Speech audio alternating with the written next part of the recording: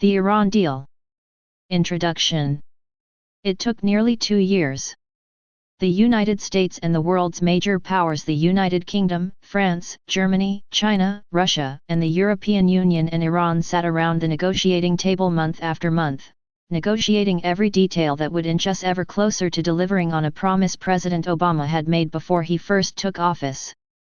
Then, on July 14, 2015, with a shared commitment to peace, the United States and our international partners announced we had secured a nuclear deal that would achieve the necessary, verifiably prevent Iran from obtaining a nuclear weapon.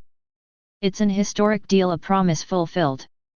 It blocks every possible pathway Iran could use to build a nuclear bomb while ensuring through a comprehensive, intrusive, and unprecedented verification and transparency regime that Iran's nuclear program remains exclusively peaceful moving forward. It's called the Joint Comprehensive Plan of Action, JCPOA, and it's important that everyone understands exactly what's in this deal and how it'll work. That is why we have provided all 159 pages of the JCPOA here with commentary from the people who negotiated it and will help implement it. In the following pages, Secretary of State John Kerry offers insight into the diplomatic history and credibility this deal has within the international community. Secretary of Energy and nuclear physicist Ernest Moniz provides details on how certain restrictions will gut and retool Iran's nuclear program to prevent it from creating a bomb.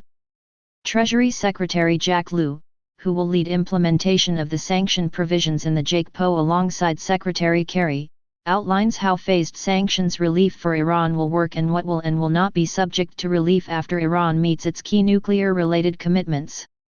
These are important details, the features that make the JCPOA one of the strongest and most significant nuclear arrangements in history.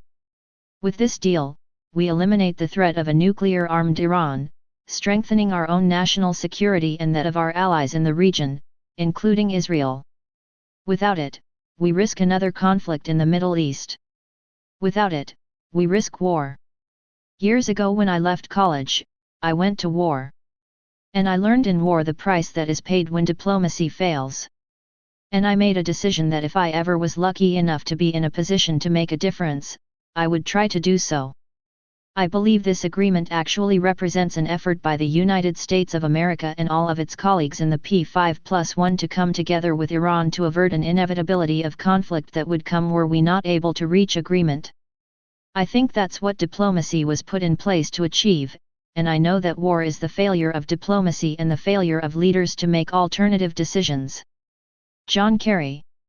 That is why he, Secretary Moniz, Secretary Lew, and President Obama have been so dedicated to finding a strong diplomatic resolution that prevents Iran from obtaining a nuclear weapon. And that's exactly what the JCPOA does. Read the JCPOA for yourself, and take a look at what negotiators and administration officials have to say about how it will work. When you do, you'll see exactly why it's the cornerstone of a safer, more secure world free from the threat of a nuclear-armed Iran.